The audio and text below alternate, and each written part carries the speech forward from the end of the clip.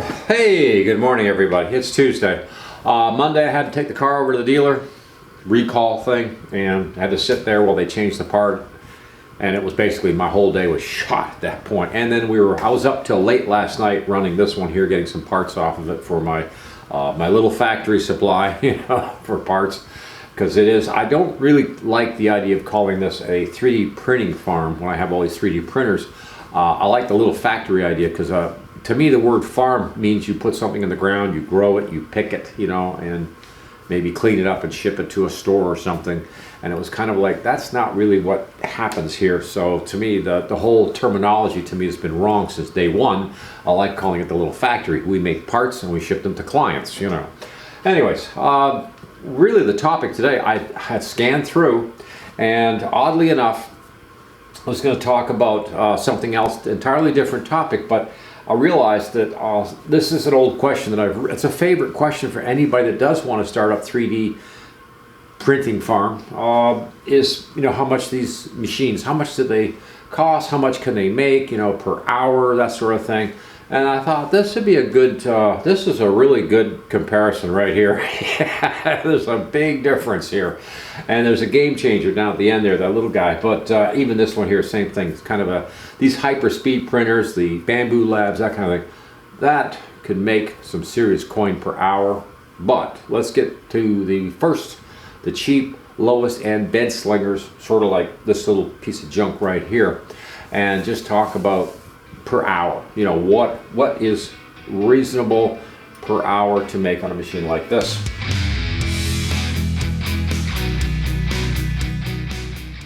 To cover all this, to start with, one of the things I did was about 10 years ago I wanted to make some wooden pieces for like Etsy to sell on, and I started looking around and trying to figure out the best way to do it.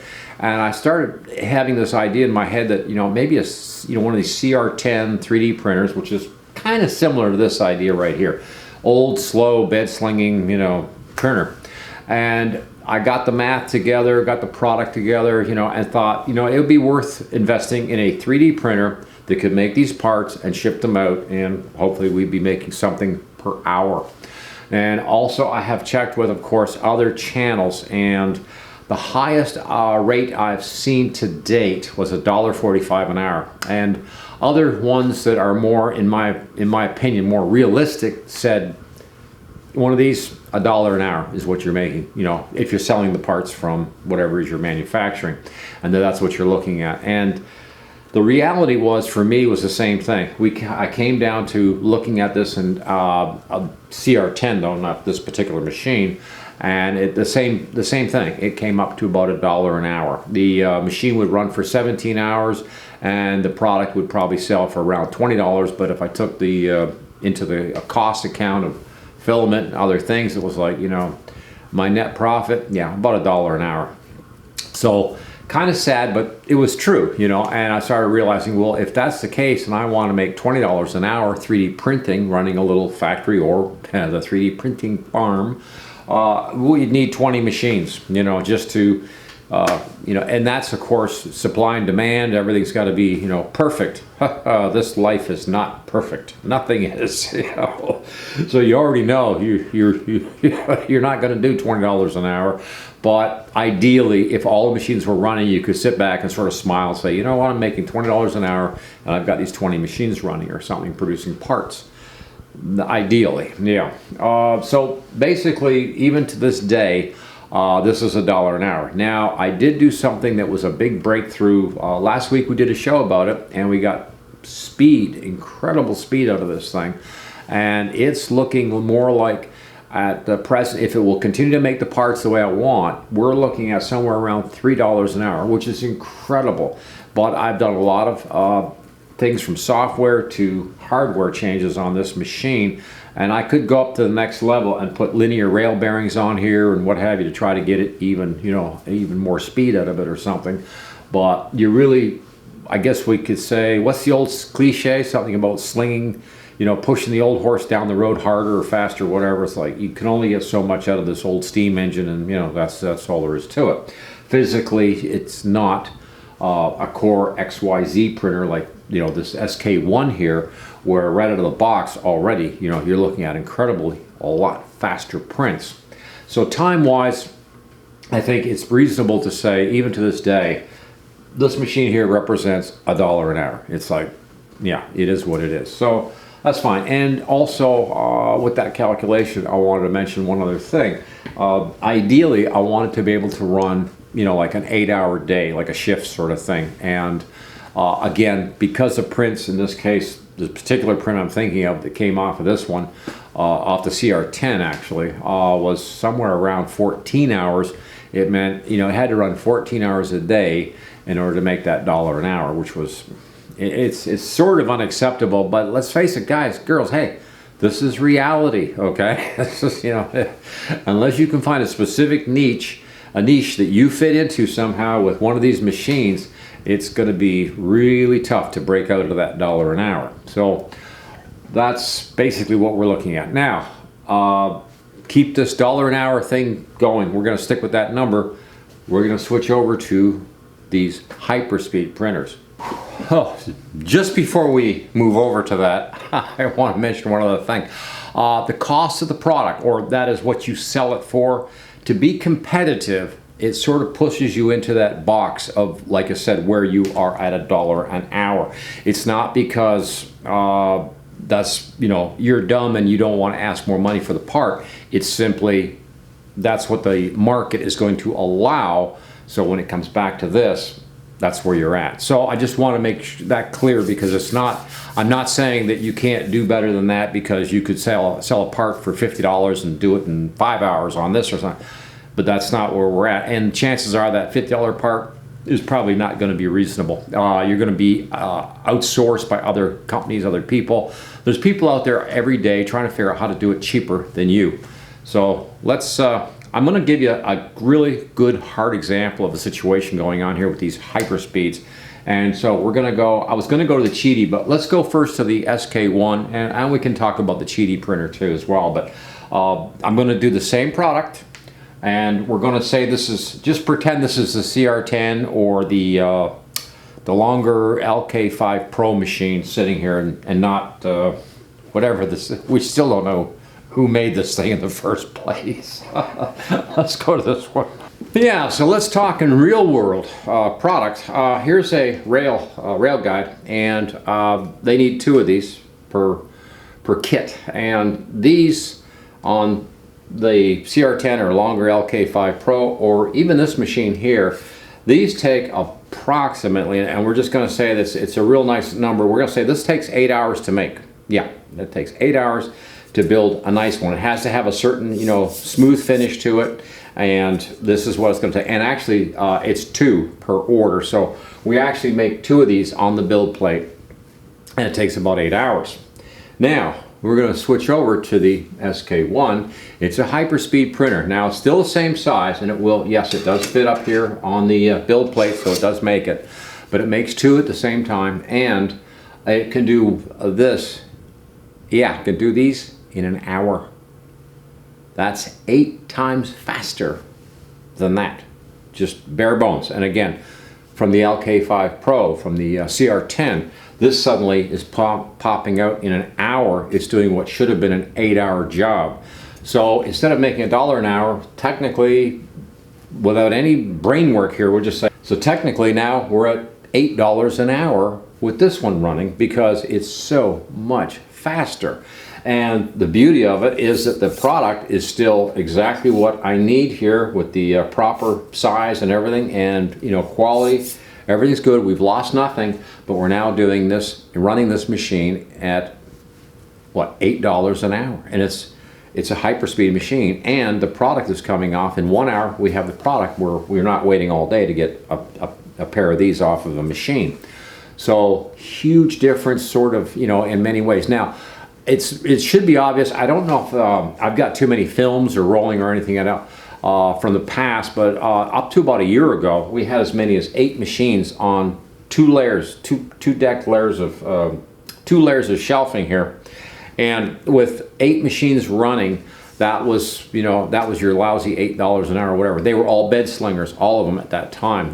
We had no hyperspeed at all coming in.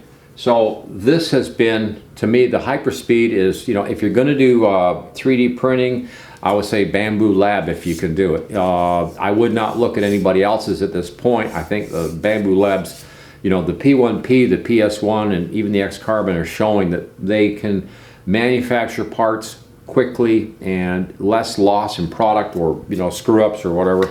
And they're just, you know, they're really showing the market a fantastic speed. So now, what happened? Okay, way back last year sometime, somehow through, I think it was Geek Buying.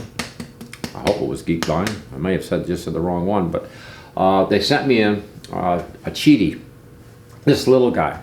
And obviously he can't make this part, so that's not a big deal.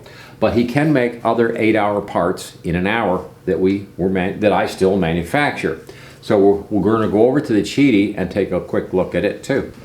This is the little Cheaty. In fact, one of the parts we made last night is still on there. And again, this is an 8-hour part normally for like the CR10 or the longer LK5 Pro. Any of the old bed slingers, you're looking at roughly about 8 hours to manufacture this part. This piece, last night, Cheaty made a couple of these, and they make them, it makes it in an hour. So again, this is like, you know, $8 an hour. So what happened? Since last year, I sold all my bed slingers off that I had. In fact, all of the machines that were here are gone. And I've gotten myself down to just the Cheaty, the SK one here. I've got this, well, unknown, whatever it is thing. I also have a longer LK5 Pro, which still manufactures some big parts that are like, I can't get away from it because I lose quality if I get too fast with it. So it's like, well, we'll stick it out for now. But plans are we're going to end up replacing that LK5 Pro, I guess, with something faster. And meantime, when this came in, this was such a game changer. I sold all my other bed slingers off immediately because I had sometimes 6 of them running at the same time.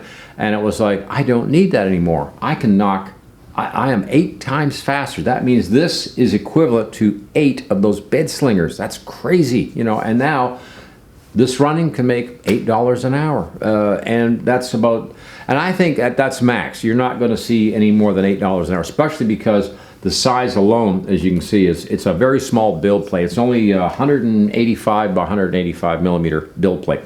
Height-wise has never been really much of a concern for me because most of the stuff I manufacture is fairly low profile, such as this sort of thing where it's very flat, it's very low. I only need, you know, if I had only a couple of hundred millimeters above, it would be, that's fine. You know, I don't have to have it. My stuff is generally somewhere around that, maybe up to about 20 millimeters or something, and then I don't need any more height at that point. But the speed is just so much faster, it's incredible. And I'm still running the same PLA that I was running before this. So it's not like I haven't modified or changed anything. I've got parts coming off a lot faster. And it's really fantastic because unlike when we had the bed slingers, and again, in the bed slingers, a lot of times I had to have 6 and 8 of them running, and they might run for days just to catch up with orders or something, where the Cheaty, for example, can run for a couple days, make everything I need, and then be shut down. And this right now can sit for a few days. It's not needed until the next, orders start to come, if they start to catch up. I keep a lot of overstock. I try to stay ahead of the game, I guess you could say. And also, I put this little plastic plate back because that's the biggest problem I have with any of these printers. Is I'm in the garage here, so a lot of dust, a lot of dirt ends up settling. So a lot of times I'll clean the plate, wipe bearings and stuff down before I start running again. And I'll only run for a couple days at the most, and I'll be easily caught up with inventory, not a problem. Huge, huge difference. I cannot even describe it. And like I said, ideally, something like a Bamboo Lab would be fantastic. I don't need it in here specifically because I have a 256 build plate right here on the SK1, which that for me covers everything I need. The little Cheaty does probably on the small products, it does almost 100% of the work on the small stuff. It just does, and it's just so fast, and in an hour it knocks it out. Where the SK1, the only good thing about the SK1 is products such as this, where it requires, I need that, 256 build plate. So it's been a great game changer too, because I didn't invest in a bamboo lab, but I have something that's similar to the P1P, which is the SK1, and it's doing exactly what the bamboo lab would do for me as far as I need. I don't need cameras or LiDAR scanning systems or anything like that. All I need to be able to do is, I've got the files loaded up. All I got to do is push the button, tell it, manufacture, go to town, make that for me. So there's these are doing the trick. The bed slinger on the end there, we've pumped the thing up to where it's, like I say, it's running almost as 3 times faster than what it came in here, or what should be anything in the it's a 315 millimeter bed plate, very odd size. Can't imagine where all that came from, because I went to buy a PEI sheet for it, couldn't find one. Yeah, so we're back over here now. I started this journey with the idea in mind that I would set up a 3D printing system like this, and I would make $20 an hour. And I tell you the truth, I have not achieved it, but we're pretty close. We're close enough. I'm pretty happy so far with what I'm seeing, and I am going to develop more down the road. Now, this whole situation only started a little over a year ago. We started actually, hard hitting the kind of like the marketplace and offering, parts and things for clients. Before that, I did custom work mostly, and that paid really well. But where the money was in the CAD programming of drawing something up, and you charge the customer, $50 an hour, $100 an hour, whatever it was that, whatever you feel you're worth. But you would charge them, according to the CAD programming that you're going to be using, and then of course producing the prototype or the model they want from from whatever 3D printer. At that time, it didn't matter how long it took, because you're not looking at a product that you're going to be manufacturing over, a period of time or something. You're making a one of, handing it to them, and saying, okay, we'll see you later. Thank you much for the money. And yeah, I did quite a bit of that. Originally, I got into this because, like I said, I was doing wood projects, and I thought, rather than using wood as the medium for what products I was making, I should be making these things from plastic or PLA or PETG or whatever, or ABS, depending on the product. But I should be manufacturing from a 3D printer. And I kept looking at it, and everybody kept telling you, the same thing. And even I've said it too. 3D printing as a factory or something, it cannot compete with, like, injection molding, that kind of thing. But there are millions upon millions of products out there that you can be making that is like a niche that nobody else manufactures or offers, and you could be offering those products online day after day and making some money for yourself. So it's not a bad thing. But the per hour thing, $1 an hour, $8 an hour, yeah, that's where I'm at. That's what I'm looking at. So hey, thank you for watching Coffee and Tools, and please like, share, subscribe, ring the notice bell if there is one. I don't know anymore. Yeah, and we'll be back more this week with stuff. And sorry about the Monday thing, but yeah, the car had a recall. Don't they all? I don't know. I'm out of here. Over and out.